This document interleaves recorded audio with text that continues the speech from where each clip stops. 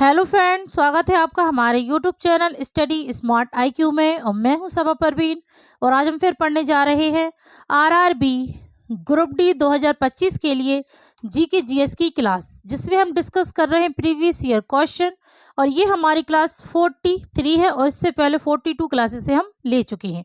और आज इस क्लास में हम पढ़ेंगे 9 सितंबर 2022 के शिफ्ट 2 के जी के जीएस के प्रीवियस ईयर क्वेश्चन के एमसीक्यू।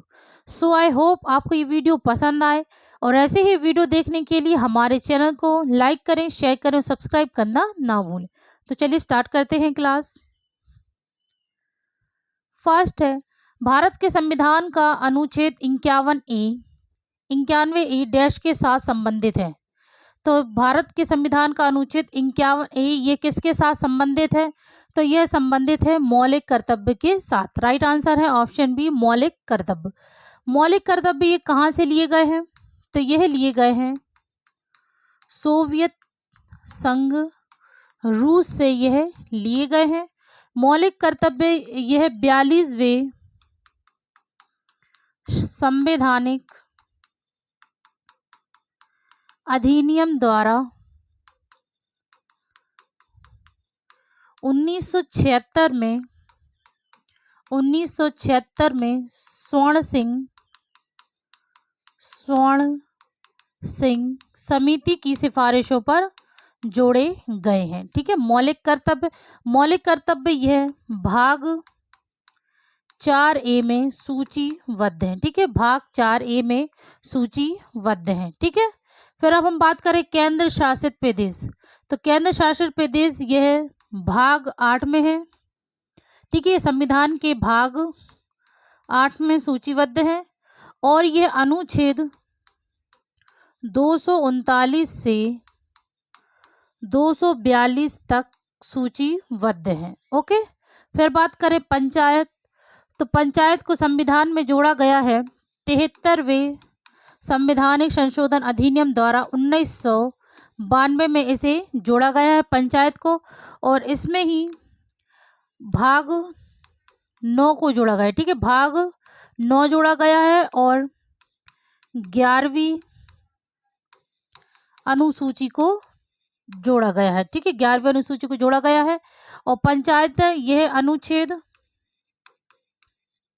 ये अनुसूची है। ठीक है, अनुच्छेद 243 से 243 ओ तक सूचीबद्ध है। ठीक है, पंचायत। फिर बात करें मौलिक अधिकार। तो ये कहाँ से लिए गए हैं? तो ये लिए गए हैं संयुक्त राज्य अमेरिका से। ठीक है, संयुक्त राज्य अमेरिका से ये दिए गए हैं, यानी यूएसए से। ठीक है, और यह संविधान के भाग 3 में सूचीबद्ध है। ठीक है, और यह अनुच्छेद 12 से 35 में सूचीबद्ध है। ठीक है, संविधान के भाग 3 को भारत का मैग्ना कार्टा कहा जाता है। ठीक है, भारत का मैग्ना कार्टा कहा जाता है संविधान के भाग 3 को। ओके, चलिए नेक्स्ट है, भारत में पश्चिमी चक्रवाती विक्षोभ सर्दियों के महीनों की मौसम की घटना है जो डैश से बहने वाली पश्चिमी हवाओं के प्रभाव से उत्पन्न होती है। तो भारत में पश्चिमी चक्रवाती विक्षोभ सर्दियों के महीनों की मौसम की घटना है जो कि भूमध्य सागरीय क्षेत्र से बहने वाली पश्चिमी हवाओं के प्रभाव से उत्पन्न होती है। राइट आंसर है ऑप्शन ए, भूमध्य सागरीय क्षेत्र। ओके, नेक्स्ट है, यदि एक चालक का प्रतिरोध 4.2 ओम है। ठीक है, यहाँ पर ओम है, 4.2 ओम है और 220 वोल्ट को इसके ऊपर लागू किया जाता है तो चालक के माध्यम से प्रवाहित होने वाली विद्युत धारा है। तो यहाँ में प्रतिरोध दिया है और वोल्ट दिया गया, हमें यहाँ पे विद्युत धारा की गणना करनी है। तो इसे हम ओम के नियम के अनुसार गणना करेंगे। ठीक है, तो ओम का नियम होता है H बराबर V अपॉन, एक मिनट, ओम का नियम होता है V बराबर I इंटू R। ठीक है, तो V हमें दिया गया है कितना, 220, और I हमारे पास कितना है, तो I हमें ज्ञात करना है। ठीक है, और आर कितना दिया है प्रतिरोध, तो ये दिया गया है 4.2। अब आई यहाँ पर आ जाएगा तो ये आ जाएगा डिवाइड में 220 अपॉन 4.2, तो 4.2 से तो मल्टीप्लाई होगा नहीं, तो ये पॉइंट है इसको अलग करके यहाँ ऊपर एक जीरो बढ़ा देंगे, फिर हम इसे 42 से डिवाइड कर लेंगे, तो 42 से हम इसे डिवाइड करेंगे तो यहाँ आएगा 52.38 एम्पियर। ठीक है, ये कैलकुलेशन आएगा तो आप इसे कैलकुलेशन कर लेंगे, पर इतना ही आएगा, ठीक है ना, 52.38। तो राइट आंसर होगा option D 52.38 ampere. Okay, next है अंतर्राष्ट्रीय खेल आयोजनों में पदक विजेता और उनके कोचों को भारत में नकद पुरस्कारों की योजना में निम्नलिखित खेल योजनाओं में शामिल नहीं किया गया है। तो अंतर्राष्ट्रीय खेल योजना पदक विजेताओं और उनके कोचों को भारत में नकद पुरस्कार की योजना में किस खेल में आयोजना में शामिल नहीं किया गया, तो यह शामिल नहीं किया गया है क्रिकेट में। राइट आंसर है option D cricket. Okay, next है निम्नलिखित स्थानों में से किस स्थान पर ब्रह्मपुत्र नदी को तशंगपो कहा जाता है। तो ब्रह्मपुत्र नदी को कहाँ पर तशंगपो कहा जाता है, तो ये कहा जाता है तिब्बत में। Right answer option B. हम बात करें ब्रह्मपुत्र नदी तो ये कहाँ से निकलती है, तो ब्रह्मपुत्र नदी यह निकलती है तिब्बत के मानसरोवर झील के पास चेमा युंगडुंग ग्लेशियर से। ठीक है, चेमा युंगडुंग ग्लेशियर से यह निकलती है ब्रह्मपुत्र नदी। ब्रह्मपुत्र नदी इसे लाल नदी भी कहा जाता है। ठीक है, लाल नदी भी इसे कहा जाता है। इसके अलावा इसे कई नामों से जाना जाता है, जैसे इसे अरुणाचल प्रदेश में किस नाम से जानते हैं, तो अरुणाचल प्रदेश में इसे कहा जाता है दिहांग। ठीक है, और बांग्लादेश में, तो बांग्लादेश में इसे कहा जाता है जमुना। ठीक है, अरुणाचल प्रदेश में दिहांग और बांग्लादेश में से जमुना कहा जाता है। ठीक है, और तिब्बत में कहा जाता है तशंगपो। ओके, चलिए नेक्स्ट है जब कविता ने तांबा सल्फेट का जलीय घोल निकाला और एल्यूमिनियम के कुछ कण जोड़े तो समाधान का रंग बदल गया, इसका कारण। तो सल्फेट का जलीय घोल निकाला और एल्यूमिनियम के कुछ कण जोड़े तो समाधान का रंग बदल गया, और इसका कारण है Al2SO4 राइट आंसर है ऑप्शन डी। नेक्स्ट है निम्नलिखित रासायनिक प्रतिक्रियाओं में से कौन सी संतुलित है। तो इनमें से कौन सी रासायनिक प्रतिक्रिया संतुलित है, तो इनमें संतुलित है Zn plus H2SO4 arrow ZnSO4 plus H2। Right answer option C. Next है IPL 2022 में नियम में बदलाव के अनुसार रणनीतिक समय की अवधि 2.5 मिनट से बदलकर कितनी कर दी गई है। तो IPL 2022 में नियम के बदलाव के अनुसार रणनीतिक समय की अवधि 2.5 मिनट से बदलकर 3 मिनट कर दी गई है। ठीक है, 3 मिनट कर दी गई। Right answer option B. Next है नीचे दिए गए विकल्पों में से उस जीव को चुनें जिसमें 3 कक्षीय हृदय होते हैं।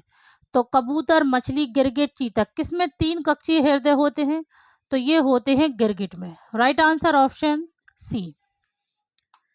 नेक्स्ट है यदि कोई प्रतिक्रियात्मक प्रतिक्रिया में ऑक्सीजन प्राप्त करता है तो कहा जाता है कि वह इससे गुजर रहा है।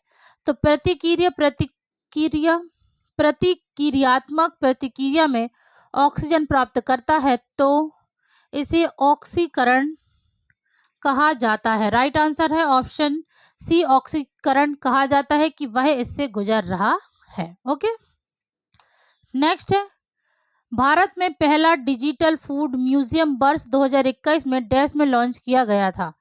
तो भारत में पहला डिजिटल फूड म्यूजियम यह 2021 में कहाँ लॉन्च किया गया था, तो यह लॉन्च किया गया था तमिलनाडु में। Right answer option D. Next है प्रेरित धारा अधिकतम होती है जब। तो प्रेरित धारा अधिकतम होती है जब कुंडली की गति दिशा चुंबकीय क्षेत्र के लंबवत होती है। राइट आंसर है ऑप्शन ए। ओके, नेक्स्ट है पौधों की परिवहन प्रणाली द्वारा पत्तों और जड़ों से कौन सा उत्पाद प्रवाहित किया जाता है। तो पौधों की परिवहन प्रणाली द्वारा पत्तों और जड़ों से उत्पाद प्रवाहित किया जाता है? तो ये ऊर्जा भंडार और कच्चे माल। राइट आंसर है ऑप्शन सी, ऊर्जा भंडार और कच्चे माल उत्पाद प्रवाहित किया जाता है। ओके, नेक्स्ट है, वातावरण में ओजोन का स्तर कब कम होने लगा? तो वातावरण में ओजोन का स्तर कम होने लगा 1980 में। Okay, right answer option D. Sorry. Next है, किस तत्व में गैर धातु गुण पाए जाते हैं? तो किस तत्व में गैर धातु गुण पाए जाते हैं? तो ये पाए जाते हैं Cl। Right answer option B. Next है, जुलाई 2022 तक हेल्पेज इंडिया के मुख्य कार्यकारी अधिकारी कौन हैं, जो वंचित वृद्ध व्यक्तियों के जीवन की गुणवत्ता में सुधार लाने के लिए कार्य करते हैं? तो हेल्पेज इंडिया के मुख्य कार्यकारी अधिकारी 2022 तक, तो ये थे रोहित प्रसाद। राइट आंसर है option A, Rohit Prasad. Next है, पादप पोषण के बारे में निम्नलिखित कथन गलत है? तो पहला है, कार्बन को वायुमंडलीय कार्बन डाइऑक्साइड से हरे पौधों द्वारा लिया जाता है। तो ये कथन तो सही है। फिर है, खनिजों और पोषक तत्वों को पानी द्वारा कम अवशोषित किया जाता है। तो ये कथन गलत है। फिर है, लौह और मैग्नीज दोनों ही सूक्ष्म पोषक तत्व माने जाते हैं। तो यह भी सही है। फिर है, पौधे सामान्य रूप से मूल क्षेत्र में मिट्टी में पानी का उपयोग करते हैं। तो यह भी सही है। तो यहाँ पे गलत ऑप्शन है ऑप्शन बी, पादप पोषण के बारे में गलत कथन है, खनिजों और पोषक तत्वों को पानी द्वारा कम अवशोषित किया जाता है। ओके, नेक्स्ट है, एक उत्तल दर्पण की फोकस दूरी होती है। तो एक उत्तल दर्पण की फोकस दूरी धनात्मक होती है। Right answer option A. Next है, निम्नलिखित में से किसे भारतीय योजना के वास्तुकार के रूप में जाना जाता है? तो भारतीय योजना के वास्तुकार के रूप में जाना जाता है, तो ये जाना जाता है प्रशांत चंद्र महालनोबिस को। Right answer option C. Next है, निम्नलिखित में से भारत का सबसे बड़ा कोयला क्षेत्र कौन सा है? तो भारत का सबसे बड़ा कोयला क्षेत्र कौन सा है? तो ये है झरिया कोयला क्षेत्र। Right answer option C, Bharat का सबसे बड़ा कोयला क्षेत्र है झरिया कोयला। ओके, नेक्स्ट है, निम्न में से किस वर्ष में श्री जगन्नाथ मंदिर अधिनियम पारित किया गया? तो किस वर्ष में श्री जगन्नाथ मंदिर अधिनियम पारित किया गया? तो यह किया गया 1955 में। Right answer option A. Next है, अंग्रेजों के साथ असहयोग के महात्मा गांधी के आह्वान के जवाब में भारत में कुछ शैक्षणिक संस्थान स्थापित किए गए थे। निम्नलिखित में से कौन सा उनमें से एक नहीं है? तो अंग्रेजों के साथ असहयोग के महात्मा गांधी के आह्वान के जवाब में भारत में कुछ शैक्षणिक संस्थान स्थापित किए गए, तो कौन सा उनमें से एक नहीं है? तो इनमें से एक नहीं है काशी विद्यापीठ, सेरामपुर कॉलेज, गुजरात विद्यापीठ, जामिया मिलिया इस्लामिया। तो इनमें से एक नहीं है, तो ये है सेरामपुर कॉलेज। राइट आंसर है ऑप्शन बी। नेक्स्ट है, महिलाओं के खिलाफ यौन उत्पीड़न और अन्य अपराधों से निपटने के लिए 26 जनवरी 2022 को विशेष रूप से प्रशिक्षित पुलिस अधिकारियों के 51 निर्भया स्क्वाड में लॉन्च किया गया। तो 91 निर्भया स्क्वाड में लॉन्च किए गए थे, तो ये मुंबई में। ठीक है, राइट आंसर है ऑप्शन बी, मुंबई में लॉन्च किए गए। ओके, नेक्स्ट है, पित्त रस के कार्यों का उल्लेख नीचे किया गया है, उस विकल्प को चुनें जो पित्त रस का कारण नहीं है। तो इनमें से पित्त रस का कार्य कौन सा नहीं है? अग्नाशय एंजाइम की क्रिया की दक्षता को बढ़ाता है, बड़े वसा ग्लोव्यूल्स को छोटे आकार में तोड़ता है, अग्नाशय एंजाइम की क्रिया के लिए भोजन को क्षारीय माध्यम प्रदान करता है, प्रोटीन पचाने वाला एंजाइम होता है जो प्रोटीन के पाचन में मदद करता है। तो इनमें से जो रस का कारण नहीं है, तो यह है ऑप्शन डी। ओके, तो राइट आंसर है ऑप्शन डी। नेक्स्ट है, तांबे, चांदी, निक्रोम और कांच के तार समान लंबाई और व्यास के होते हैं, किसका प्रतिरोध सबसे अधिक होता है? तो सबसे अधिक प्रतिरोध होता है, तो ये होता है कांच का। राइट आंसर है ऑप्शन बी। नेक्स्ट है, पूर्ण प्रतिस्पर्धा के तहत एक फर्म लंबे समय में लाभ कमाती है। तो पूर्ण प्रतिस्पर्धा के तहत एक फर्म लंबे समय में लाभ पाती है, तो ये पाती है सामान्य। Right answer option A. Next है, चुंबक का वह भाग क्या कहलाता है जहां से चुंबकीय क्षेत्र रेखाएं निकलती हैं? तो चुंबक का वह भाग कहलाता है उत्तरी ध्रुव। राइट आंसर ऑप्शन नेक्स्ट है, निम्नलिखित में से कौन सा अम्ल या क्षार के लिए एक प्राकृतिक संकेतक नहीं है? तो इनमें से कौन सा अम्ल या क्षार के लिए एक प्राकृतिक संकेतक नहीं है? तो ये नहीं है मिथाइल नारंगी। Right answer option D.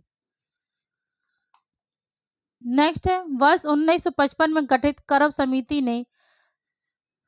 समिति डैश से संबंधित है, ठीक है ना। तो 1955 में गठित करप समिति से संबंधित है लघु उद्योग से। राइट आंसर है ऑप्शन सी। सॉरी। नेक्स्ट है, भारत सरकार के प्रधान वैज्ञानिक सलाहकार की विजय राघवन ने मार्च 2022 में जल प्रबंधन और नीति के नए केंद्र एगवा मैप का उद्घाटन निम्न में से किस आईआईटी संस्थान में किया गया? तो इसका उद्घाटन किया गया था आईआईटी मद्रास में। राइट आंसर है ऑप्शन बी। नेक्स्ट है, जब कोई पदार्थ O2 के साथ जुड़ता है तो उसे कहलाता है। तो जब कोई पदार्थ ऑक्सीजन के साथ जुड़ता है तो ऑक्सीकृत कहलाता है। Right answer option A. Next है, निम्नलिखित कथनों में से कौन सही है? तो इनमें से कौन सा सही है? तो पहला है प्रत्येक प्रोटीन के लिए एक विशिष्ट जीन होता है। तो यह कथन सही है। तो राइट आंसर होगा ऑप्शन ए। नेक्स्ट है, 2019 में संसदीय कार्य मंत्रालय के कैबिनेट मंत्री के रूप में शपथ किसने ली थी? तो संसदीय कार्य मंत्रालय की कैबिनेट मंत्री के रूप में शपथ किसने ली थी 2019 में? तो यह ली थी प्रहलाद वेंकटेश जोशी ने। राइट आंसर है option D, Prahlad Venkatesh Joshi. Next है, निम्नलिखित उद्देश्यों में से कौन सा वाटर शेड प्रबंधन का हिस्सा नहीं है? तो वाटर शेड प्रबंधन का हिस्सा नहीं है सूखे और बाढ़ को कम करना, बिजली पैदा करना, डाउनस्ट्रीम नदियों में जलस्तर बहाल और भूजल का पुनर्भरण। तो इनमें से वाटर शेड प्रबंधन का हिस्सा नहीं है, तो यह है बिजली पैदा करना। Right answer option B. Next है, मेंडल ने अपने प्रयोगों में मटर के पौधे की निम्नलिखित में से किस विशेषता का उपयोग नहीं किया था? तो मेंडल ने अपने प्रयोगों में मटर के पौधों की किस विशेषता का उपयोग नहीं किया था? मटर के पौधों की लंबाई, पत्तों का आकार, बीज का आकार, फूलों का आकार। तो इन्होंने उपयोग नहीं किया था पत्तों के आकार का। राइट आंसर है ऑप्शन बी। नेक्स्ट है, बे हाइड्रोकार्बन जिनमें दो कार्बन परमाणुओं के बीच द्विबंध होता है कहलाते हैं। तो बे हाइड्रोकार्बन जिनमें दो कार्बन परमाणुओं के बीच द्विबंध होता है तो यह कहलाते हैं असंतृप्त यौगिक। Right answer option D. Next है, खर्ची पूजा त्योहार को व्यापक रूप से डैश राज्य मनाया जाता है। डैश राज्य में मनाया जाता है। तो खर्ची पूजा त्योहार यह कहाँ मनाया जाता है? तो यह मनाया जाता है त्रिपुरा में। राइट आंसर है ऑप्शन बी, त्रिपुरा। नेक्स्ट है, निम्नलिखित में से किस वर्ष में पंचायती राज मंत्रालय का गठन किया गया था? तो किस वर्ष में पंचायती राज मंत्रालय का गठन किया गया? तो ये किया गया था 2004 में। Right answer option A. Next है, न्यूलैंड्स का अष्टक नियम किसके साथ सुपरिभाषित होता है? तो न्यूलैंड के अष्टक नियम यह परिभाषित होता है केवल हल्का तत्व। राइट आंसर है ऑप्शन बी, केवल हल्का तत्व के साथ सुपरिभाषित होता है न्यूलैंड का अष्टक नियम। ओके। नेक्स्ट है, भारत के पश्चिमी तट पर लगभग 2.5 मिलियन लोग बोलते हैं और यह गोवा की आधिकारिक भाषा डैश है। तो पश्चिमी तट पर लगभग 2.5 मिलियन लोग बोलते हैं और यह गोवा की आधिकारिक भाषा है, तो यह है कोंकणी भाषा। राइट आंसर है ऑप्शन डी। तो ये थी आज की हमारी क्लास आरआरबी ग्रुप डी 2025 की जीके जीएस की क्लास। आई होप आपको ये वीडियो पसंद आई हो और ऐसे ही वीडियो देखने के लिए हमारे चैनल को लाइक करें, शेयर करें, सब्सक्राइब करें। Thank you.